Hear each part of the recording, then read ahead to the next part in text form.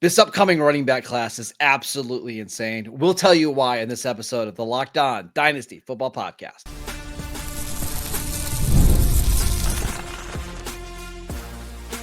You are Locked On Dynasty Football, part of the Locked On Podcast Network.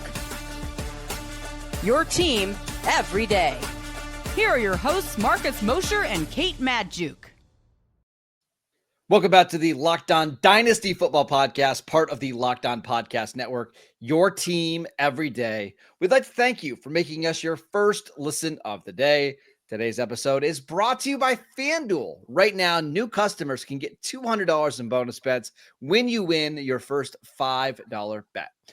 Welcome back. I am your host, Mosher. You can follow me on X at Marcus_Mosher. Joining me today, as always, is Kate Magdziuk. You can follow her on X at Kate Magdziuk. I still got to get used to calling it X and not Twitter. A listener pointed out that I still say Twitter. Apparently, it hasn't been Twitter for years now. So working on it. What we're also working on, Kate, that's called a segue, is our newest batch of Dynasty ADP, courtesy of Dynasty League Football.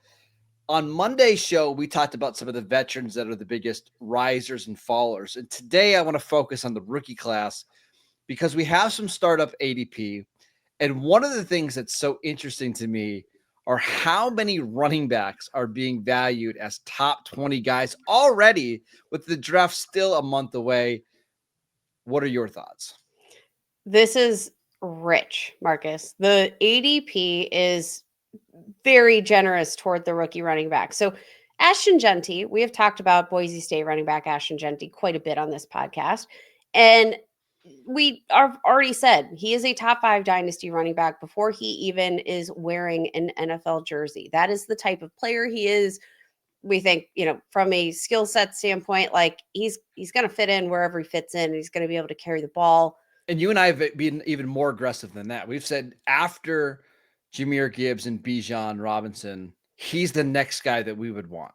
And that's reflected in the ADP. So That's not where my gripe leads. Okay. So let's keep scrolling down the ADP. We've got Ashton Jeanty, number 3, Saquon, Devin Achane, Bucky Irving, Breece Hall, Jonathan Taylor.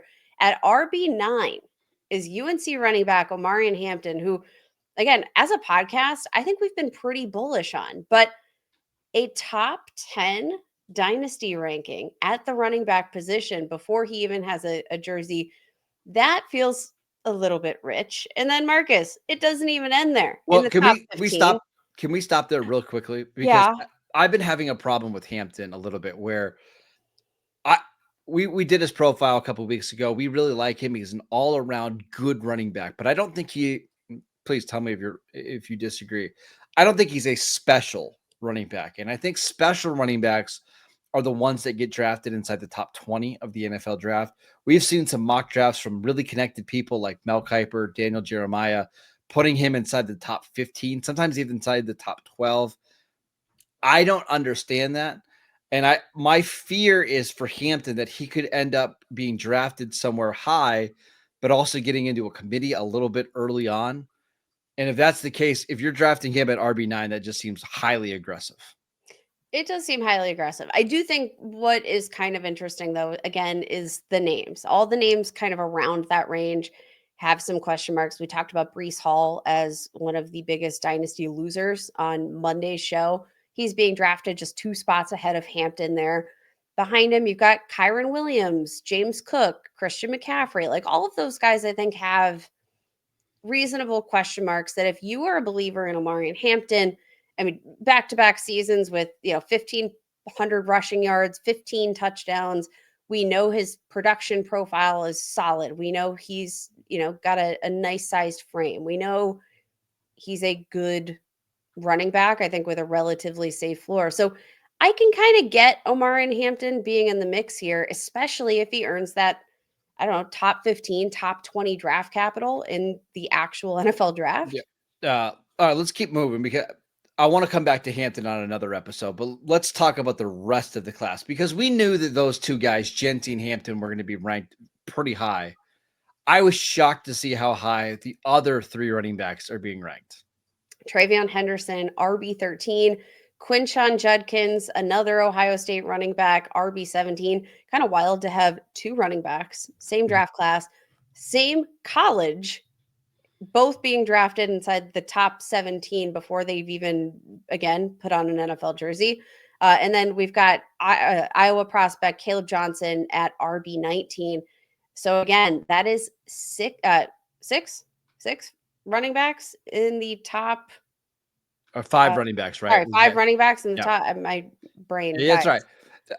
I think the one that's the most interesting for me, Kate, is the Quinshon Judkins and the Caleb Johnson, because when we started this process of breaking down their films, there was a pretty healthy debate of who was RB2 in this class between Omari and Hampton and Caleb Johnson. Like, go back to some of the conversations Mhm. January and early February, and then the combine happened, and it started to seem like there was a gap growing between those players. And I understand it, right? Because I'm not the biggest Caleb Johnson fan, but the fact that he is RB5 now between Quinshon Judkins, who was a lot of times fighting with like Cam Scatterbo and DJ Giddens, is kind of like in that next tier of running back, Dylan Sampson. I think it's fascinating. It's interesting to me that dynasty players are valuing Quinshon Judkins basically as a top 50 pick in startup drafts, where I don't think we were anywhere close to that a month and a half ago.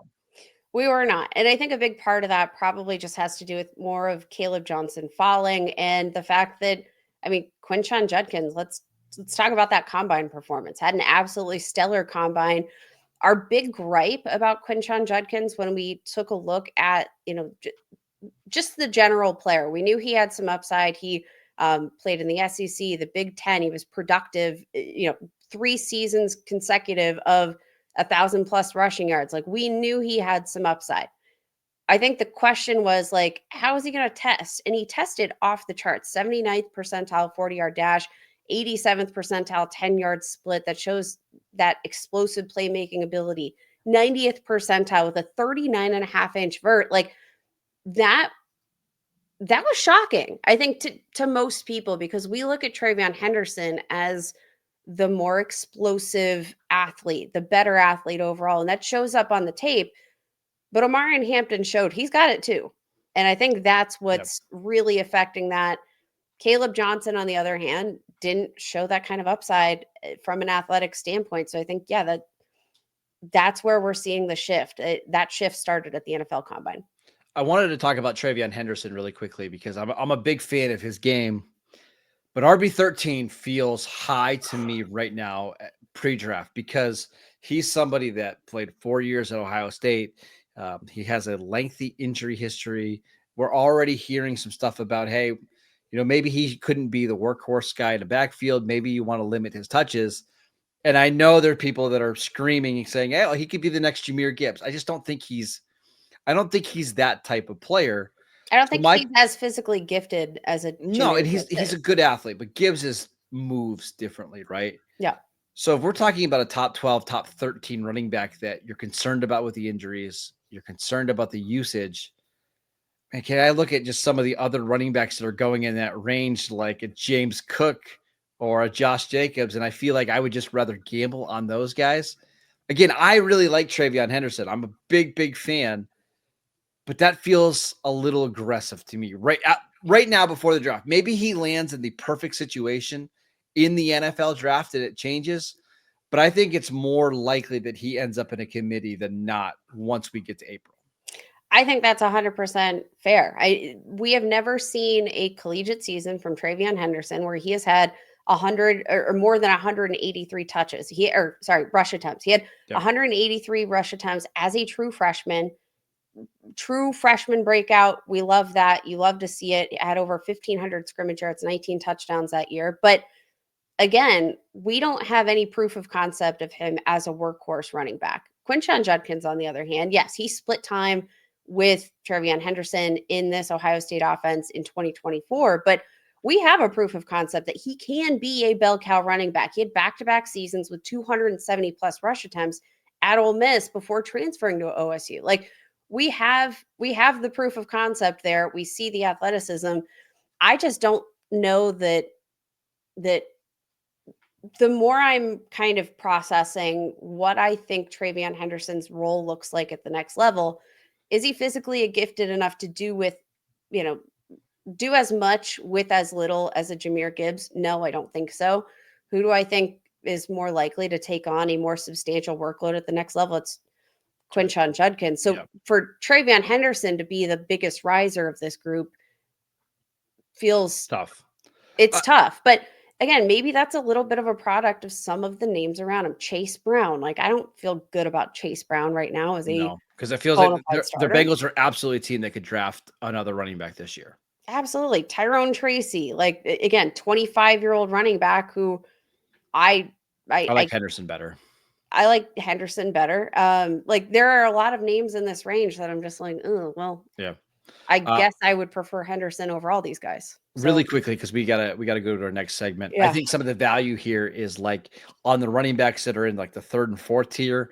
DJ Giddens, RB54, Damian Martinez, RB57, Brashad Smith, RB68, Jaden Blue, RB72. I think the value in this rookie class is throwing darts on those guys after the top 150 selections. RJ Harvey, RB49, 145 overall.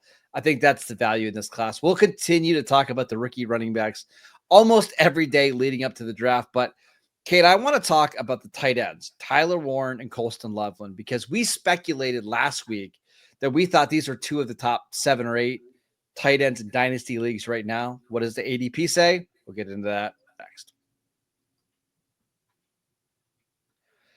This episode is brought to you by Monarch Money. Have you ever checked your bank account and wondered, where did all my money go between dining out, shopping, entertainment? It's easy to lose track, but that's where Monarch Money comes in, your personal CFO, giving you full visibility and control over your finances. Monarch Money isn't a budgeting app. It's a complete financial command center. You can track all of your accounts, your investments, and your spending in one place, so you can stop managing your money and start building your wealth. I started using Monarch Money a couple months ago, and I was realizing how much money I was spending on pointless stuff, like absolutely pointless stuff. But now I am budgeting smarter and I'm saving more. Take control of your finances with Monarch Money. Use code LOCKEDONNFL at monarchmoney.com for 50% off your first year. That is monarchmoney.com, code LOCKEDONNFL for half off your first year. Welcome back to the Locked On Dynasty Football Podcast. We'd like to thank you for making us your first listen of the day. Okay, let's talk about these rookie tight ends. We've got a pretty good tight end class with Colston Loveland and Tyler Warren expected to be drafted in round 1. And it's reflected in their ADPs here on Dynasty League Football. We've got Tyler Warren at tight end 5, Colston Loveland, tight end 7. Does that feel right to you? Absolutely. I want to give all of the mock drafters the contribute to this Dynasty ADP every month their flowers for bumping Warren and Loveland up into the mix so quickly here. Now, we've talked a lot about Tyler Warren and his just acumen as a football player. He is one of like these just absolute blue chip prospects that just feels like he can't miss. He can do literally just about anything on the football field.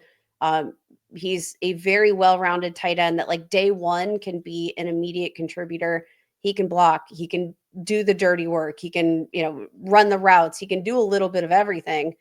Colston Loveland is a name, though, that I think, we've generally said maybe can't have that kind of year one upside, or maybe probably doesn't project that year one upside because he is coming off a season-ending injury, will probably miss some time here in the spring program, leading up to training camp. That might just set his overall trajectory back just a little bit. But I mean, Marcus, when we're talking about upside for tight ends for fantasy, we're looking at these outstanding athletes with production profiles, and check. Yeah, the only guy that's separating these two tight ends right now is George Kittle, who is currently being drafted as tight end 6. 31-year-old George Kittle. Well, and that's the thing with George Kittle too, is you're getting the age, and it's not like Kittle's been the healthiest tight end in the NFL. He's dealt with a lot of injuries, but to his credit, he's been healthier over the last couple of years, posting back-to-back 1,000-yard seasons. But my point is this: when it comes to these tight ends, their value is not going to go down. right? Like it's not. There's not going to be tight ends that jump them. I think these are two of the more dynamic receiving tight ends that we've had come into the NFL, along with Brock Bowers over the last several years. And I want to grab them. And we talked about this in our rookie mock draft that we did last week. If you didn't get a chance to listen to that show, make sure you do that. If you're at the bottom of round one in your rookie drafts, I think Warren and Loveland are outstanding picks because you're already getting top 10 players at their positions.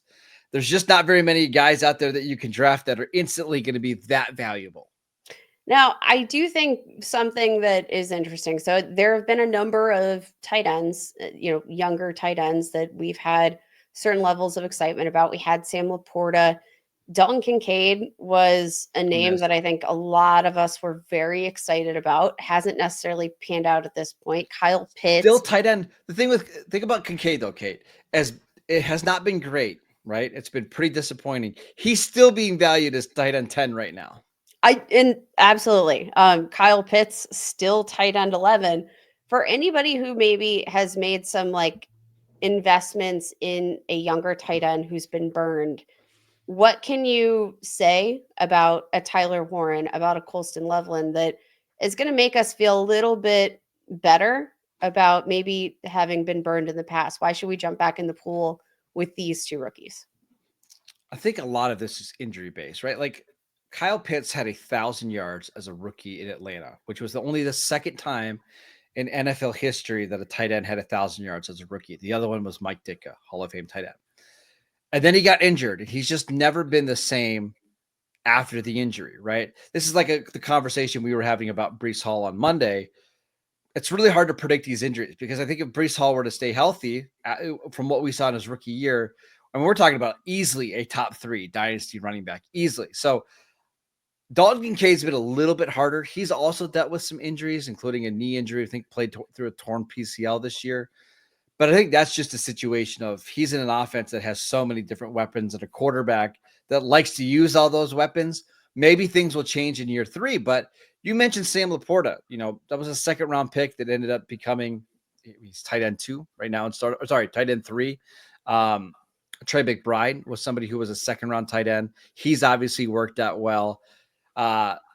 Be patient here and take shots on talent because I think these guys are incredibly talented. Is this a low key advertisement for Ben Sinnott and maybe? Sure. Yes.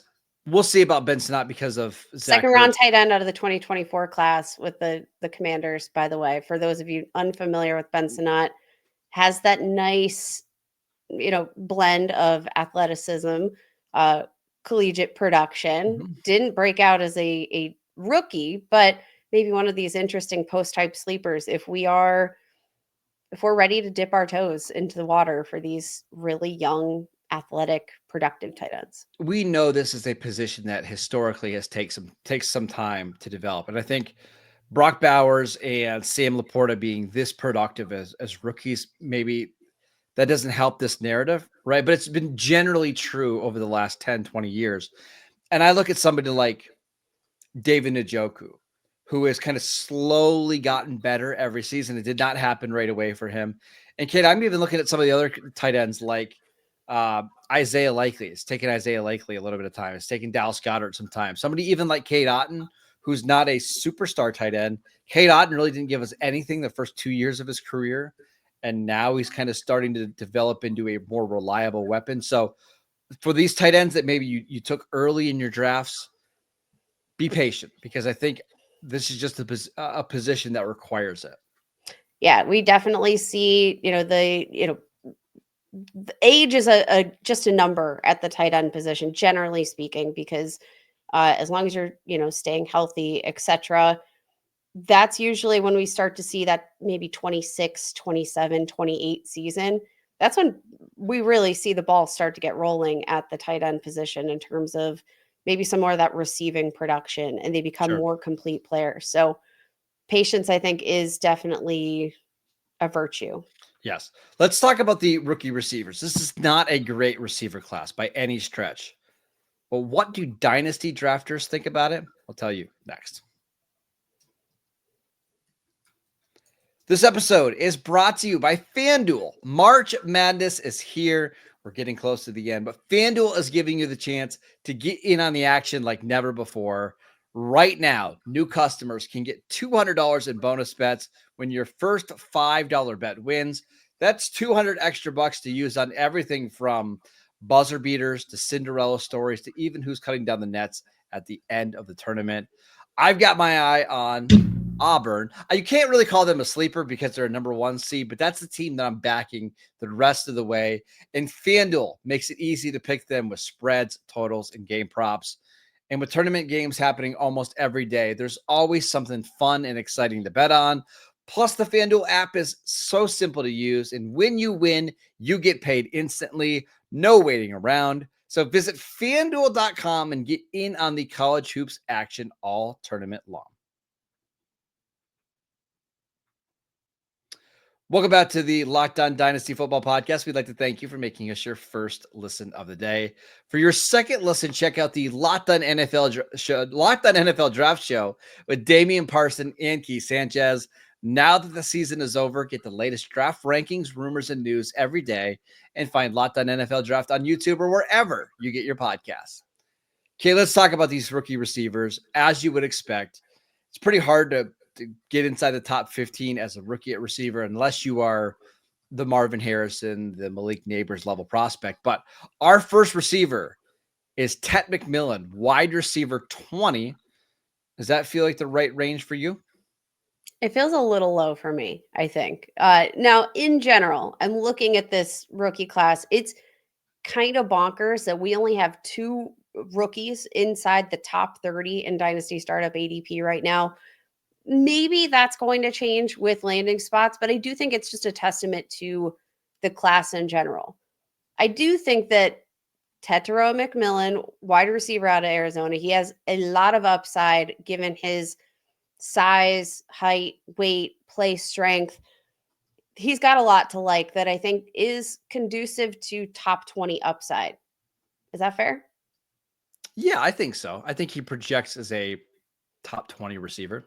I think it's fair. Being drafted around, let's say, Rashee Rice, who not healthy right now, coming off a season-ending knee injury, also has some concern regarding a potential suspension. That's also going to play into that. Player like Devonta Smith, 26 years old, who hasn't necessarily been a reliable wide receiver 2 even every single week. Like when I'm looking at the fact that these are kind of some ancillary playmakers, and Tetero McMillan, I think, has the potential to be a number 1 wide receiver, not a generational prospect by any low means. end wide receiver 1, right? Yeah, I think he's got, upside to, in the right offense, catch 10 touchdowns as a rookie. I just think he's got that build. I think he's got that kind of upside. Wide receiver 20 feels really fair. It's the guys behind him that I'm interested. Let's talk about some of the receivers that are being drafted behind him. Actually, let me do this. I'm going to give you the guy that I think has the most egregious ranking right now, and I'm just going to run through the rankings right here. Luther Burden, wide receiver 28. Emeka Buke, wide receiver 31. Matthew Golden, wide receiver 33. But the most egregious ranking here, Kate, is Travis Hunter at wide receiver 42. The more that I come back and start thinking about Travis Hunter, the more I want to make sure that he's on my team because I think he is a special receiver. We covered him in a couple shows last week. I'm starting to think he's going to be a full-time receiver in the NFL. And if he is, getting him at wide receiver 42 is absolutely a steal. Kate, if he were, I'm going to be bold here. If Travis Hunter were a wide receiver only in the NFL and he was coming into the draft as a wide receiver only, there are only 7 receivers that would take over him. 7. And so I think he is a guy that should be valued as a top 10 player. And getting him that late is bonkers. I think it is bonkers, especially when you consider the upside. I think in a big way, his ranking is just a product of uncertainties that I don't even necessarily know are going to go away once we know his landing spot, once we have that, official read of, Travis Hunter, wide receiver for whatever team. even once he's officially drafted there, I still think there are going to be some question marks. Like, what if they decide to use him as a cornerback? What if they have that need and they flip sides of the ball due to necessity if there are injury? Like, I think because of those question marks and because of those like bits of uncertainties, there are going to be people unwilling to maybe take that plunge, even Not though me. if he's just a pure wide receiver, he's by far and away the best wide receiver prospect in this class. For those of you unfamiliar with Matt Harmon, analyst at Yahoo, does, the godfather of reception perception, analyzing these wide receivers and their success in, different situations, running different routes. He charted the route tree for Travis Hunter. And I'm just going to say, thank you, Matt Harmon. We've got a perfectly green route tree, which means he is dominating in every single type of route that he can run. And what's crazy is he's not even like the most refined route runner, Nope. right? Nope. So like, remember, a lot of times he's running these routes after playing 65 snaps on defense, Yep. Yeah. Like that just tells you, I think, everything you need to know about the upside of Travis Hunter. And that ranking, as low as it is, where do you think, I know we've speculated, potential landing spots. I don't really think a landing spot matters for me, but do you think his ranking increases that substantially once people just hear the wide receiver? Is it that people just need to hear the wide receiver dub before they can dive in? Because if he's announced as a wide receiver, or we get news like after the draft, like, hey, the Patriots are playing at receiver, not only is he going to be the first receiver drafted in this class, like in terms of our rookie drafts, I'm telling you, he's going to be valued as, oh gosh, how bold do I want to be here, Kate? He's going to be valued as a top 10? 15, no, top 15 overall player in Dynasty leagues. That is extremely bold. I love the bold take. Well, let me ask you really quickly. We're looking at Ladd McConkey as wide receiver 12. Okay. If Travis Hunter is announced as a receiver, the Patriots say that he's playing receiver full time with Drake May, would you rather have Ladd McConkey or Travis Hunter? Travis Hunter. Would you rather have Drake London or Travis Hunter? I love Drake London. I'm taking Travis Hunter 10 out of 10 times. Yeah. I think just prospect for prospect. We're finally starting to see Drake London live up to the prospect evaluation we had for him. But prospect for prospect, I'm taking Travis Hunter. We're already talking about a top 15, top 13 player there. Yeah. Hi. Did it get hot in here, or sweating over there? Last one I wanted to mention for the rookie receivers, the two Iowa State receivers, Jaden Higgins and Jalen Noel. Basically, drafters can't decide what to do. Wide receiver 55, wide receiver 56. Their ADPs are right next to each other. I honestly think both of those guys are pretty good values at that spot, and I would have no problem just drafting both. Oh, yeah. You look at the other names around: Rashid Shaheed, Calvin Ridley, Keon Coleman. Keon Coleman TBD, but again, I just think in general, I haven't been the Keon Coleman girl, so maybe I'm the wrong one to ask. But did you hear Brandon Bean's comments on him? Playing receiver's hard, isn't it? Isn't it though? Yeah, I think that feels fair. But again, I think for a lot of these players, landing spot is going to be a nice tiebreaker for these similarly tiered options. Yes. Yeah. All right. That is it for today's show. We'd like to thank you for making us your first listen of the day. On tomorrow's show, Matt Williamson will be here. We'll answer some of your Twitter questions. Make sure that you send them into us at Kate Magdziuk, at Marcus Mosher. I guess I had to say X questions. It sounds really weird. Download the podcast wherever you get your podcasts. We are free and available on all platforms. We'll see you right back here on Wednesday.